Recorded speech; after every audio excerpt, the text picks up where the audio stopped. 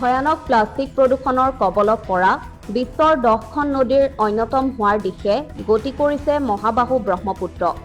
আৱৰ্জনাৰে ভৰি পৰিছে মহাবাহুৰ বুকু। বিশেষকৈ প্লাষ্টিক আৱৰ্জনাৰ স্থায়ী ভঁৰাল হৈ পৰাৰ আশংকাই বিপদ কঢ়িয়াই আনিছে ব্ৰহ্মপুত্ৰলৈ, যাৰ পৰিণতিত নদীখনৰ পৰিৱেশ তথা জলজ প্ৰাণীসমূহৰ প্ৰতি গুৰুতৰ ভাবুকি আহি পৰিছে। গুৱাহাটীৰ ফাঁচী বজাৰৰ লাচিত ঘাটৰ দৰেই এতিয়া ফুলৰ ভঙা টাব, প্লাষ্টিকৰ জাবৰৰ টোপোলা আদি আৱৰ্জনাই তেজপুৰৰ ঐতিহাসিক জাহাজ ঘাটকো ব্ৰহ্মপুত্ৰৰ প্ৰদূষণৰ অন্যতম উৎসলৈ পৰ্যবসিত কৰাৰ উপক্ৰম হৈছে। উল্লেখ্য যে ব্ৰহ্মপুত্ৰত উটি অহা ৩,০০০ৰো অধিক প্লাষ্টিক বটলৰে ৩০ ফুট দৈৰ্ঘ্যৰ নাও সাজি ব্ৰহ্মপুত্ৰত হোৱা প্লাষ্টিক প্ৰদূষণৰ প্ৰতি সজাগতা সৃষ্টিৰ উদ্দেশ্যে কিছুদিন পূৰ্বে ডিব্ৰুগড়ৰ পৰা গুৱাহাটী অভিমুখে ব্ৰহ্মপুত্ৰৰ বুকুৰে যাত্ৰা কৰা এক অভিযানকাৰী দলক এই জাহাজ ঘাটতেই আদৰণি জনোৱা হৈছিল। সেই জাহাজ ঘাটতে এতিয়া প্লাষ্টিক প্ৰদূষণৰ অন্যতম উৎস হৈ পৰাৰ সম্ভাৱনা প্ৰকট হৈ পৰিছে। এই বিপদজনক সম্ভাৱনাৰ প্ৰতি তেজপুৰবাসীক সজাগ হোৱাৰ আহ্বান জনাইছে তেজপুৰৰ society for Brahmaputra river tourism নামৰ সংগঠনটোৱে।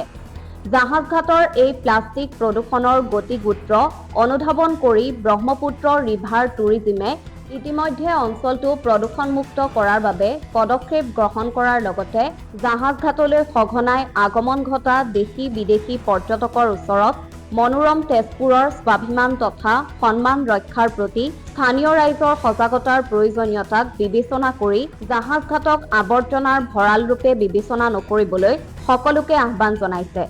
প্লাষ্টিক আৱৰ্জনাই ব্ৰহ্মপুত্ৰৰ শোভাবৰ্ধক দুষ্প্ৰাপ্য শিশুৰ জীৱনৰ প্ৰতি কেনেদৰে ভাবুকি কঢ়িয়াই আনিব পাৰে তাৰো উদাহৰণ তুলি ধৰা ব্ৰহ্মপুত্ৰ ৰিভাৰ টুৰিজিমৰ সভাপতি বকুল বৰাৰ মুখেৰেই শুনকচোন। ইয়াত তেজপুৰৰ ঐতিহ্যমণ্ডিত জাহাজঘাট, এই জাহাজঘাটতেই আগতে আমাৰ ব্ৰিটিছে চাহ বাগিচা সংস্থা নতুনকৈ তেওঁলোকে কৰিছিলে, খেতি কৰিবলৈ লৈছিলে।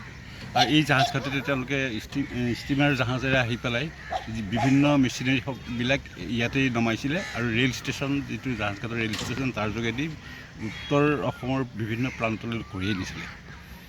এই জাহাজঘাটৰ এটা আমি গৌৰৱ এটা অনুভৱ কৰোঁ যে বিশ্বৰ বিভিন্ন প্ৰান্তৰ ভাৰতবৰ্ষৰ বিভিন্ন ৰাজ্যৰ পৰা পৰ্যটকসকল সঘনাই আমাৰ এই তেজপুৰ চহৰৰ বিভিন্ন মঠ মন্দিৰ পৰিদৰ্শন কৰিবলৈ আহে। আমি লজ্জাবোধ কৰোঁ যেতিয়া তেওঁলোকে এই পাৰলৈ উঠোঁতে দেখা পাওঁ যে দম প্লাষ্টিক, পূজাৰ পেলনীয়া সামগ্ৰী, আৰু তেওঁলোকে আমি লক্ষ্য কৰি থাকোঁ তেখেতসকলে তাৰ ফটো লৈ যায় ইয়াৰ পৰা। তেতিয়া আমি অকণমান নিজকে লজ্জাবোধ কৰোঁ। সেইকাৰণে এই যে চাইনবোৰ্ডখন দেখিছে, প্লাষ্টিক নেপেলাব, নদীত প্লাষ্টিক নেপেলাব, এইখন আমি ছ'চাইটি ফৰ ব্ৰহ্মপুত্ৰ ৰিভাৰ টুৰিজিমে এটা পদক্ষেপ গ্ৰহণ কৰিছোঁ।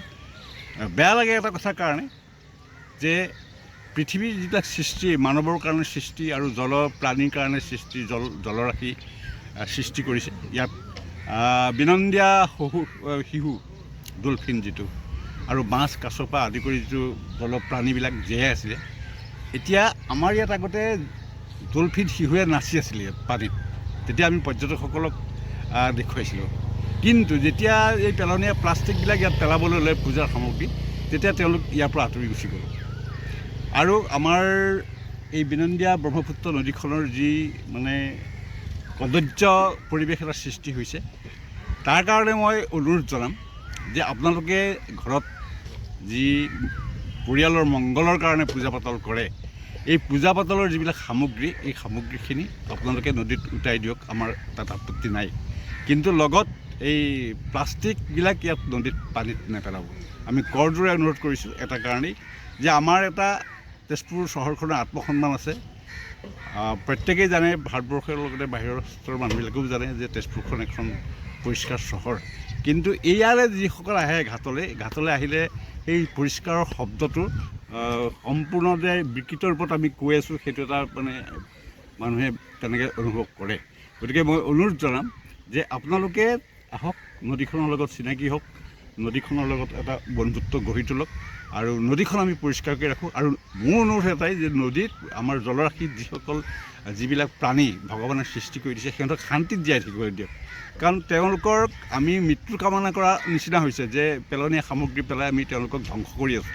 আৰু পৃথিৱীখন ভগৱানে যেনেকৈ সৃষ্টি কৰিছে বিনন্দীয়া পৃথিৱী এখন, এই পৃথিৱীখন আচলতে আমি ধৰ্মৰ ধ্বংসৰ কাৰক।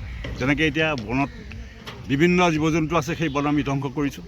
আৰু এতিয়া নদীসমূহৰ পানীসমূহ আমি দূষিত কৰিছোঁ। আৰু এনেকুৱাও দেখিছোঁ যে ইয়াত মাজতে এগৰাকী ছোৱালী প্লাষ্টিকৰ ভিতৰৰ সামগ্ৰী মুখত লগাৰ বাবে তেওঁ এলাৰ্জি হৈ হস্পিটেলত ভৰ্তি হ'ব লগা হৈছিলে। গতিকে এনে বিষাক্ত পানীত কোনো জীৱ জন্তু জীয়াই থাকিব নোৱাৰে।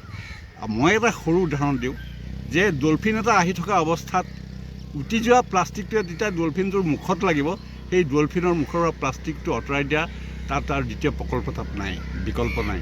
গতিকে মই অনুৰোধ জনাম যে আপোনালোকে জাহাজখন সুন্দৰকৈ ৰাখক, পূজা পাতল কৰক, আমাৰ আপত্তি নাই। আপোনালোকে সামগ্ৰীখিনি খুব ভক্তিভাৱেৰে ইয়াত দিয়ক, কিন্তু প্লাষ্টিকটো লগত নিদিব, যাতে আপোনাক কৈছোঁ আৰু আপুনি আন 10জনক এই খবৰটো দিব যে এই নদীখন প্ৰতি আমাৰ দায়বদ্ধ আছে। আৰু এই নদীখনত এতিয়া পৰ্যটকৰ সংখ্যা দিনক দিনে বাঢ়ি আছে। গতিকে আমি আৰু ইয়াৰ ভৱিষ্যতৰ কাৰণে এটা আশাৰ ৰেঙনি বিচাৰি পাইছোঁ।